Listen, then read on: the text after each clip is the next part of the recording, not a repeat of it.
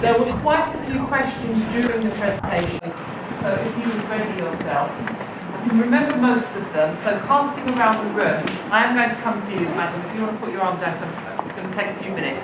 There was a couple of ladies here who had asked the question about the affordable housing. What were the other homes? So in terms of the numbers that were given, the 792 homes in total on St William's site, there was 210 affordable. Yeah. The question was, what are the others? And the others are private market for sale. But affordable is two different things. Yeah. We asked about social housing. Right, okay. So yeah, I think it's a really important question, that's why I'm labouring the point. Because imagine if we allowed both these sites to come in, that's three works here, was born here, went to school here, and she's had to move out the area, but you're buying to buy a property, but you're putting these properties that are unaffordable to people that have been born and bred here. Right, I understand the question. So within the, just on St William, but because it translates to the wider scheme, but I just want to make sure it's clear for everybody in the room to understand. In that 210 homes, the affordable element of the 792, 7% will be at London living rent. So this is within the 210. That's London living rent is 80% of market rate. Well, is it London living rent, which is an affordable housing product by GLA standards? Yes, 80%. 80% of market rate. It's not affordable. Then the residual amount, to make it 100% of the 210, is social rent. And the social rent is the units that you were asking about in terms of what we in old money knew as social rented homes. So 146 social rented homes and 64 London living rent. Yes. But do you think, if you work for the council, do you think 4 one-bedroom flats is enough?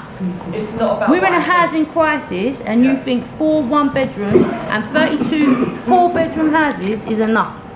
No, it's not, is it? The social rent homes are family scale, and that. But it's not, because our child's had to move out. Wholly compliant with policy objectives. And she still works here. 35%, and secondly, providing over 70% social rent within that base. The policy requirement is 70%. We understand the policy requirement, but do you know in Ladbroke Grove in general, since after COVID, do you know how many builds have been built and yet none of the locals have been housed in them? How is that possible? They've all been put in East London and Essex. We've got one on Barbie Road, one on Hewer Street, affordable homes and for blue light people, which NHS, whatever. We have the one round Walnerton. Grenfell, under There's Grenfell. loads. And where's everyone going? So I'm going to wrap up in terms of the purpose of what I was saying was to explain what this proposal comprises of in terms of numbers of homes. Those and tiny amount.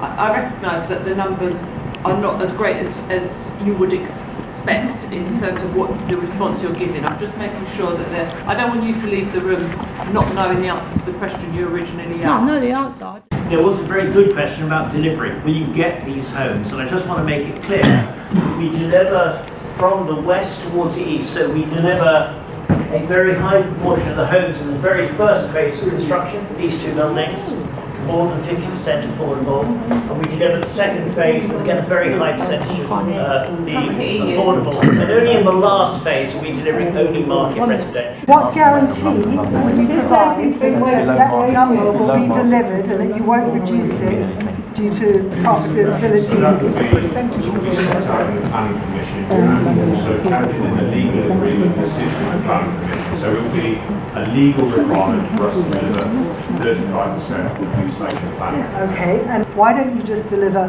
100% of that 35% as social housing, which would be very beneficial to Kensington and Chelsea, because everyone knows that this London living rent is just a nonsense. It's just a complete smoke and mirrors thing. Yeah. And my other question is, properties that you will be selling on the open market, will you be marketing those abroad in other countries? Okay, so the first question is that what we're responding to is policy. Why don't you just do the right thing and provide 100% social housing? Because we are following policy. You don't have to follow policy then. We don't have to, but we are. Because they don't care about us, that's why. So the reason is what? Profit. It's about making money. Oh, the money. It's about the money. The second question is, do we market properties overseas. We have a UK launch first always on all our developments, but yes. So most of them properties are going to sit empty. So this will be investment properties for overseas In investors. this country, there aren't any restrictions over who can buy properties. So I'm just making the point very clearly that Kensington and Chelsea will be gaining more overseas investment properties than it already has with this development. I just want everyone to understand. On the policy question, inviting the developer to bring forward a scheme that's not in conformity with the policy is difficult for us as the local authority because we require them to bring forward schemes that are in conformity with policy. Otherwise, there's a likelihood that they will be refused planning. We're just saying, as residents of this borough, we would appreciate you doing more than you actually, the bare minimum that you have to do. Okay. That's what we're Thank saying. you. So if we think this scheme is hideous, ill thought out and doesn't have enough affordable housing, how do we stop it? Is there anything we can do? Or Yes, there is. Yeah, there is. Can you So, tell us? in terms of the context of this, you've got my team, and we represent the local planning authority for the council, Royal Borough of Kensington and Chelsea, and then you've got a developer. A developer will submit a planning application. In this case, it's likely to be this one. We will take receipt of that planning application as part of our duty as a local planning authority. We will engage, we will do a statutory consultation. We're required to do that in law. And during that period of time is an invitation for anybody who wants to make a representation to the council in terms of supporting, commenting or rejecting. What would you accept from us as a way of changing? We would accept representations that are related to planning. So, for example, there's been some topics discussed. I think contamination was touched on, transport's been touched on, provision of homes has been touched on, provision of affordable housing has been touched on. Lots of these are pertinent and valid points that we will be taking into consideration as an officer group when we consider their application. So my request to anybody that wants to make representations or intends to, focus those representations to planning matters, which means we will be able to take them into consideration as part of the assessment. Representations that we receive that have no relation to planning will be set aside. Like the ones that Ballymore did for Christmas when they were soliciting outside St Amesbury's. They absolutely bombarded people as Well, they they walked shouldn't into be doing that. Sainsbury's. But they were though. I spoke to you about that. You said they would be treated equally. Yeah, they shouldn't be doing that. So you're not going to count their representations. Count the representations that they... Then, you know, when they got the students outside at Christmas. So it's likely that they would be considered as a petition. Right. And it would just count as one. Because on the planning website, Yeah. those Don't worry, we're those alive to statements that. of support. Yeah, we're alive That's to what that. you said in your email. We're alive to it, yeah. So issues about out of context and out of proportion and out of character, do those count in terms of planning related? When you say out of proportion and out of character, do you mean the size? So some of these towers, not just this one, but the height of the buildings. the height of the They would be relevant. So the height, if it's out of character, out of proportion, those would be valid reasons. Yes. Just to pick up on Richard's point, it was actually quite shocking when we discovered that Ballymore had been uploading support messages from their own computer. And these are messages that say, we support more housing. Whereas, the work we've been doing for the campaign, we've got over 5,000 messages of support against Ballymore, which I submitted, I think the first time was only 2,000, it's now gone up to over 5. And then I was told that all those signatures would only be counted as one. Well, I was thinking, why don't I simply upload 5,000 messages, because they come with quite coherent. We're alive to it. But you count Ballymore's support messages individually, so maybe I should do the same? Would you know? So what we've done, we've invited them to identify those and we're going to put them in a batch. So I'm absolutely alive to that. We're aware of them. Yes. Review every correspondence that comes through to us and we'll make a decision on in terms of, we're aware of the fact that what's going on in terms of We're aware of it. review all of that as part of planning or central application. but I think it's just about the simple side for now. But if anybody's got questions on that. So message to St William, our residents have said that they think that type of Sharp practice. lobbying of people in the street with loaded questions seemingly is not Irregular. seemingly, I don't want to put words in your mouth, but what I'm reading from what has been said, I don't know if you want to, I don't want to paraphrase you, sir, but in terms of the way that you would like St William to engage, perhaps you would rather they didn't adopt those practices. Correct. Yes. Perhaps. If you can pass that same message on to Ballymore as well. We have done. Have you? Because they're still appearing those one-line answers. I support new homes in North Kensington. This is not going to say, I don't support. Gentleman with the hat on at the back, please. Let's get something straight. You're saying to us, all of us here, come to planning, you're going to listen to us. Is that correct? We've got duty, we've got... Now, hang on. When this school was getting built, in the hall downstairs in Trevisan Towers, we had a discussion with the council, with the contractor. We were given promises after promise after promise. And you know what also turned out to be? BS. You come down, oh yes, you'll have a fence, you'll have gates, we guarantee you there'll be no cars driving on the estate. You come down here on a school run. Now the school teachers in this school have got to go out there in the freezing cold to close a gate because a child was nearly killed on this estate. Would the council expect responsibility for the loss of a human life? Because they took the application but they deleted the residents' concerns. Basically, what he's saying, we was told one thing by the council and something else happened, like your drive-free area up there. There's going to be no cars, there's going to be nothing, but the surrounding area will be full of cars. We was told the parents wouldn't drive to school, yet it's gridlocked out here. So you say one thing and then backtrack. But That's it's like what the he's new saying. that's happening at the back of here. You said it wouldn't go up as high as it is, and it's gone up higher. You said it wouldn't cover up over people's, over the, so basically you said it wouldn't go over Trevor and Rainey, and it's going over Trevor and Rainey. Like, so anything the council is saying with planning is backtracking. Yeah, but what we're saying is we don't trust. No, because they change it constantly. My question is, have we passed pre-application advice? And if yes, what is the council advice? The question was, has the council issued pre-application advice in response to these proposals? The answer is yes, we have. It's been a series of discussions with St Williams around a number of topics, including everything that's come up tonight. We do make them public when the application goes live. Next question down the front here. So you've locked off a couple of floors of the high. How many? They always do that. Two. It's from 29. So, it did the high. So on what basis did you kindly lock those off, and could you do some more?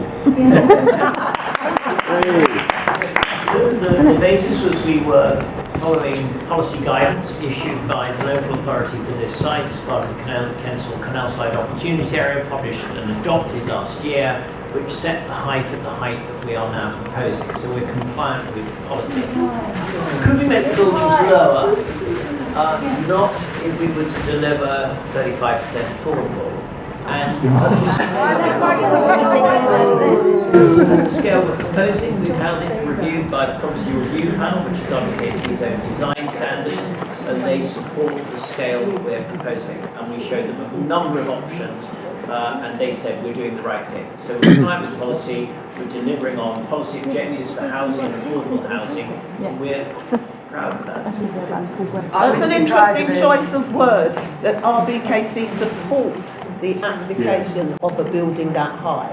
That's what he said. Is this correct? To clarify, there is policy published and adopted which sets the height, and we respond to the policy. The Quality Review Panel, who are an advisory group looking at design quality, supported the scale of what we're doing. Obviously, it's for members of the planning committee to eventually judge whether the scheme should be supported or not. And as Amanda was explaining, they will look at policy and do we comply? And they will, of course, take into consideration representations you would make to say, I'm concerned about the scheme, or I think it doesn't comply with policy. But their job is essentially to say, are we meeting their policy? Just to respond to that. The policy says 98 metres above ordnance datum. That's our limit in terms of the building heights we would accept at that part of the site. They were exceeding that originally in the previous iteration. We said it's too high, it exceeds the figure that was in the policy. So in response to that, they've reduced the height of the building. But who sets that height? Who sets that height as appropriate in the first place? The policy says 98 metres from the ground level, which is 128.8 metres. Yeah, but who sets that height as appropriate? So the fundamental question that I think many of us would like to address is how do we deal with that policy question? Because I believe I'm correct in saying that the majority of us object quite strongly to the height of those buildings at 29 stories. 10 stories or so, it's similar to Warnington, they're up to 9, there's one proposed for 15. So 9 or 10 stories, probably reasonable, but on the highest land locally, we're proposing to build high-rise towers which are completely out of keeping with the area, with the whole of Notting Hill. It will dwarf everything else. It dwarfs the 1960s Trellick Tower, which is a listed building. So how do we actually fundamentally address this? Because it applies to this development with their 29 stories, and it applies equally to the Ballymore, who've got several buildings that are going to be, quite frankly, excessive for the area. And that's really the core question that I think many of us would like to address. Yeah, agreed. How does this compare with Trellick Towers? So very quickly, actually, the 98 metres, because you referenced Trellick, was what set, I believe, the policy guidance on 98 metres. Yeah, but it's no taller than Trellick. But the rest of the area is flat. And the rest of this is bringing high-rise development into the area on the highest land in the area, which is out of keeping with the entire character of Notting Hill, and in fact with Kensal beyond it. So if we accept that we need new housing, and this is a brownfield site that we will develop housing on, how do we get it to be proportionate and in keeping with the area and not imposing something that is going to significantly and fundamentally alter the character of the area and become, carbuncles, to quote Prince Charles of a previous time. The policy is adopted by the council, so the opportunity to make representations to the height restrictions or the height parameters across the master plan was part of the local plan review, and that was adopted last year. So I can't comment on whether or not you felt you had the opportunity to make representations of that, but the policy parameters for this site have been formed through the local plan, which is how the planning system works. And fundamentally, we're responding to that. I mean, this is being played out across London and every site. I'm sure it is, but it doesn't address then the fact of how we actually get that change. And the other thing is that what was intimated from one of the comments that one of you made earlier is that if you take off the top 14 floors of that, or whatever it is, to bring it down in keeping with the rest of it, the implication was that the site is suddenly somehow uneconomic, and you can't do anything, and you couldn't do affordable housing, which frankly sounds ridiculous. Okay. There's always a balance with these sites, particularly on brownfield. The costs of bringing forward brownfield sites are expensive. I mean, you've heard that we've got to remediate the site. So the density responding to that reduce the heights to be compliant. But if we reduce the amount of quantum of development, then it limits our opportunity to do delivery of all the other policy requirements that are asked for on these types of sites. That's not just affordable housing, but it's Section 106 contributions, it's community infrastructure levy, not on this site because there's a combination of Section 106 and CIL on this site, but there are a number of policy asks that we have to respond to, and that's the reason why it does drive density to some extent. We should bear in mind that this is quite a small site, small part of the site. So in terms of percentage, how much of the site does this development take up, given that there's another developer coming in? Because it's pertinent to the access to the site and the road infrastructure as much as anything else.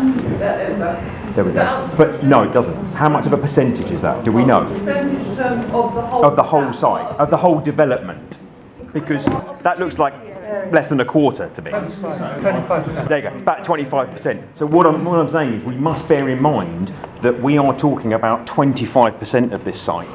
There's going to be possibly slightly less, so there's going to be a lot more to come. Yeah. So what I'm saying is, so when they were talking about lorries per day and saying 40 lorries per day, that's just for that little bit. So what I'm saying is, it's potentially going to be a lot more than that. The original point at the beginning of the season about Which I think goes back to using the canal. HS2 are using the canal. We must be using the canal to get stuff in and out. Kensington Society and the local residents associations of Hellings. On that basis, I've had a previous session with the developer team before Christmas. The issue of using the canal, we said then, HS2 shift all their stuff, or a lot of it in and out, on a railhead which is sitting there, just down the canal, EMR waste disposal site, just down the canal. We said, will you talk to HS2? They said yes, but this evening we're simply hearing, we will have those discussions.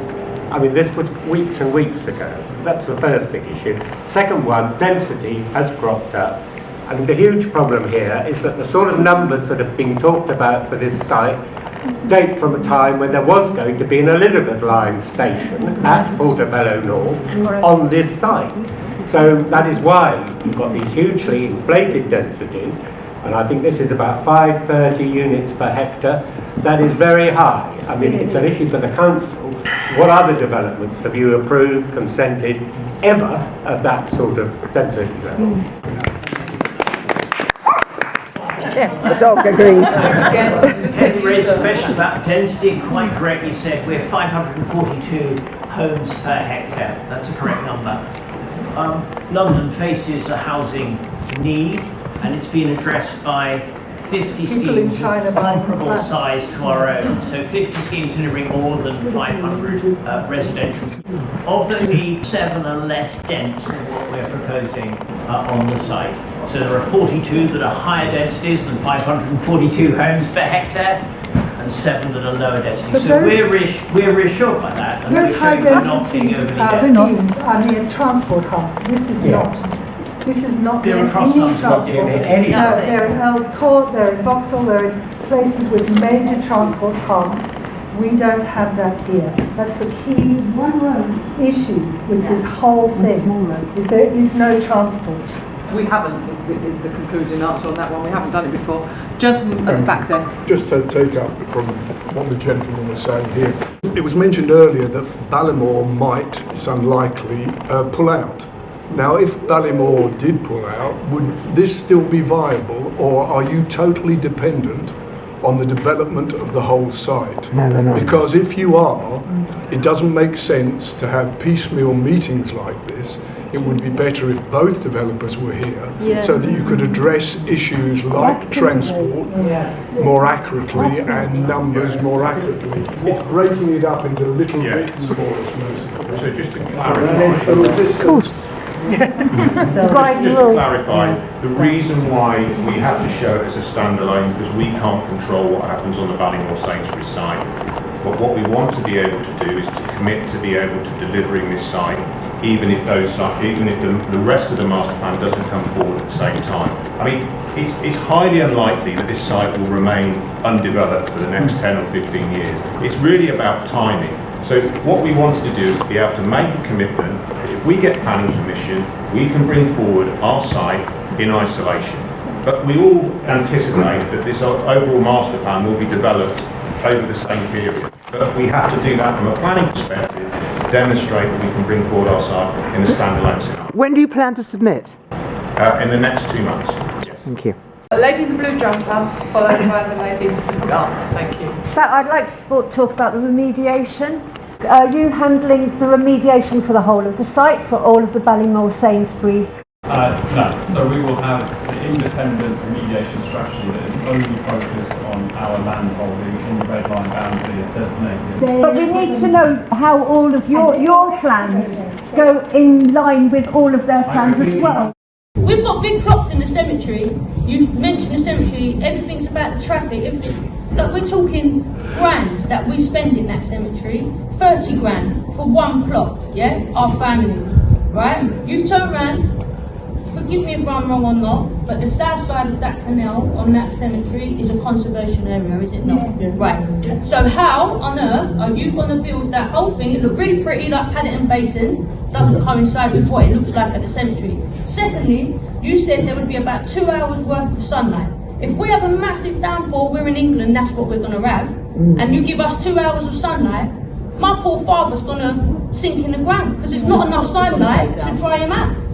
So how are you gonna promise me that there's going to be enough sunlight getting in that conservation area on the cemetery? Right, okay. So the 2 hour thing was a snippet. No, I understand that, but the way you mention it, you've got to see how we're coming from. So can I invite an answer to the final question? So sunlight, daylight and overshadowing on the cemetery. Thank you. We will report on that fully in the planning application, but the difference in overshadowing to the cemetery is absolutely negligible. It's 0.05% shadow. It makes no difference to the cemetery whatsoever. Your picture doesn't coincide. Your picture of how pretty it looks along that waterfront there doesn't coincide with how it looks in the cemetery. So you're going against the conservation area. Are you not? Because it's all meant to look the same. That's the whole point of a conservation area. Yeah. The bridge through the cemetery is a big worry. Yeah, the bridge, but how? No, yeah. They've left the space for it.